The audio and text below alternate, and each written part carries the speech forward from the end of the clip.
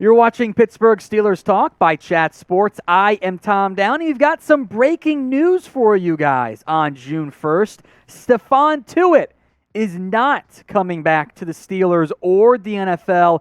He announced his retirement mere moments ago. A bit of a shocking development as the Steelers and their players had said repeatedly, we think he's back. It was what? Earlier this week, late last week, I think it was Cam Hayward said, yeah, Tuitt will be back.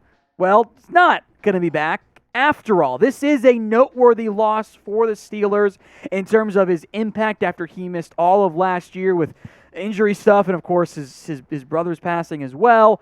I will make note that this is going to process after June 1st, so the dead money savings will be spread out. Tuitt's retirement does save over $9 million on this year's salary cap for the Pittsburgh Steelers, for those of you wondering about the impact from that standpoint. Here's what Tuitt released through the Steelers as part of it earlier today.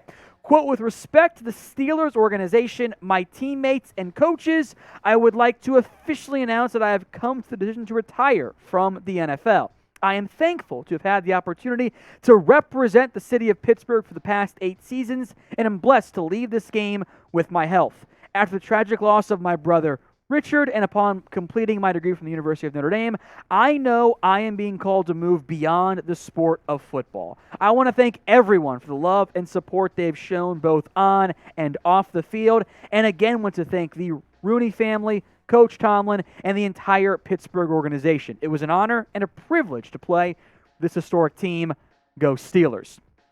So everyone do me a favor and show Stephon Tuitt some love in the comment section. Type in 91 to honor and thank him for his time with the Steelers. And I think I speak for everybody watching when I say we wish nothing but the best for Tuitt as he moves beyond the NFL.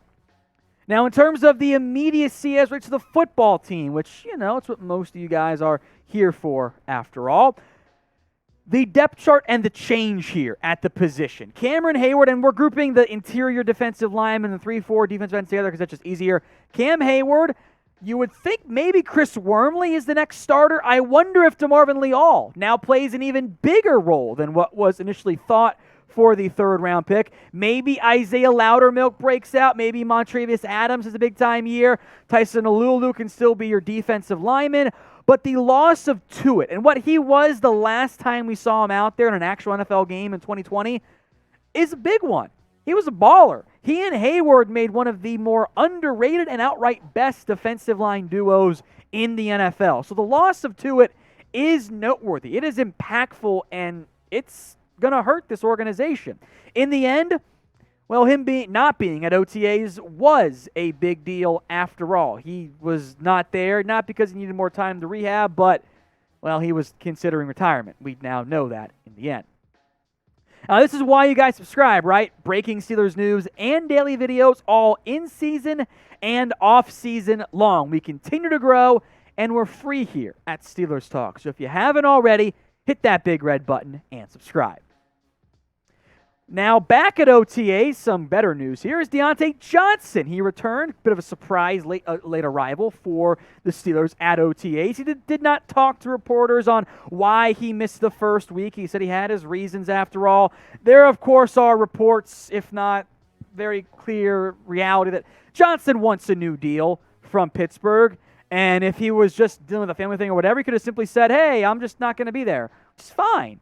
He wasn't going to be there, but I do think the contract is in play. Doesn't really matter, though, at this point. Johnson is present at OTAs, and that is a big deal for this organization because he is their number one receiver. And Kenny Pickett, in theory, the long-term number one QB, whether that's week 1, week 17, whatever, is glad to have him out there. Here's what Kenny Pickett had to say. My first chance to throw to him, obviously you can see how talented he is. Really excited to play with him as the weeks go here. You can see how special of a player he is, so I am very excited to get more time to work with him to see what I can do to help his game out. To be blunt, you love to see Johnson back out there, right? That's exactly what you want to have in the organization. It is perfect timing to have Johnson come back and be out there for OTAs, and be present as he does look for a new contract. Now, I am very curious just what Johnson wants. There was a report that he wanted like $19 million. That was before the massive A.J. Brown contract. And Johnson, from a production standpoint, he outproduced A.J. Brown last year. Does that mean he's going to get that type of money? I am not so sure, but the receiver market has drastically changed this offseason. Johnson is going to get his, whether it's from Pittsburgh or somebody else altogether. So we'll frame this as before the season. Will Diontae Johnson get a contract extension before this year? Remember, you just saved $9 million with the Stephon Tuitt retirement, and an extension wouldn't actually raise Johnson's cap hit that much this year. But what do you think? Make your predictions. Will Johnson get the bag this offseason? Y for yes, N for no. Look, although drops have been a problem in the past for Diontae Johnson, this is the exact type of career arc you want your number one receiver to have.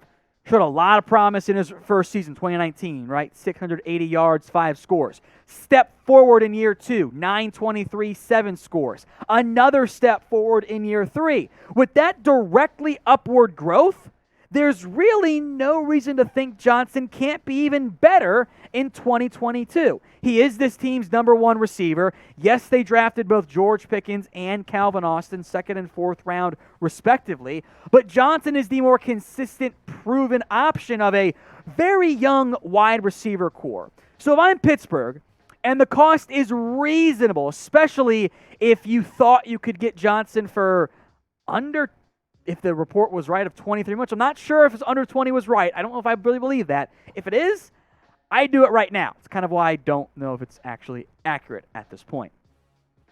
The Steelers might not be done making moves, by the way. They are working out several pass rushers, per Jeremy Fowler of ESPN, Wyatt Ray, Fedi Odedingbo, and Trent Harris. Now, Ray is, I believe, the youngest of that grouping. Boston College edge, late-round pick, has bounced around the NFL. Odedingbo, I think, fits better as a 4-3 defensive end, but he could probably play some 3-4 edge or even reduce inside in some situations. And Trent Harris, meanwhile, is a veteran, a long-time NFL player, has bounced around the NFL. Neither guys are elite players, but they could be the back of the roster edge 4 type of guy. And that's, I believe, what Pittsburgh is searching for. You've got TJ Watt as your stud number 1 guy. Alex Highsmith I like a lot as edge 2.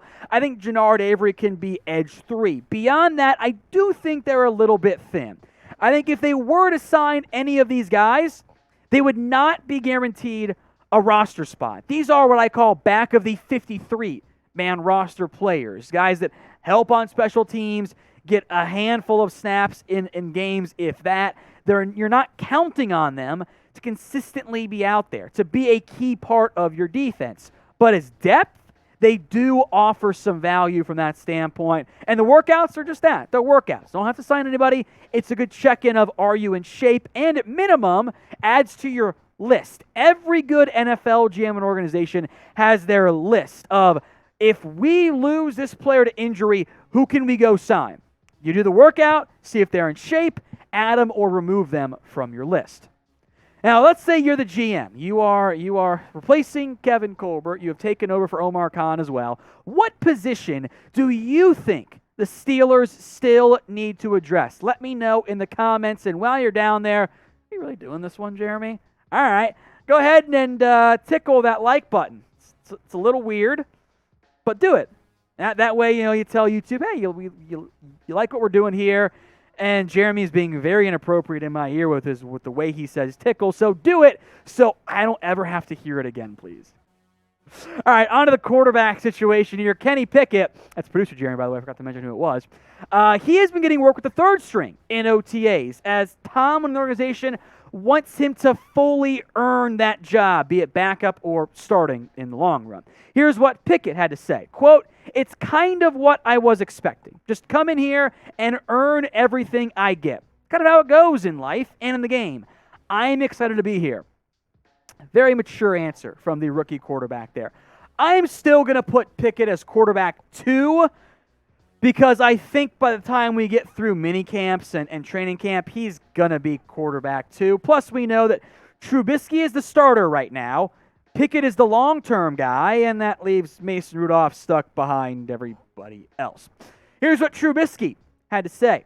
Quote, "I'm just out there and going to go where they tell me. We're just competing. Whoever was out there first, take your reps. We're going to build and get better every day. We're going to get reps with everybody at some point. It was about doing your best work on the field and competing." I like competition. Competition breeds better play in the end. Now, at a certain point, you don't need competition. For example, if you're TJ Watt, Najee Harris, you don't need competition because you are among the best at your position. But if you're a youngster like Kenny Pickett, if you are a fighting for his NFL life in Mitchell Trubisky, actually does make some sense to have some competition there. So I want you guys to make your predictions for me in the comments section. Who will start week 1 at QB for the Steelers? Is it Mitch Trubisky?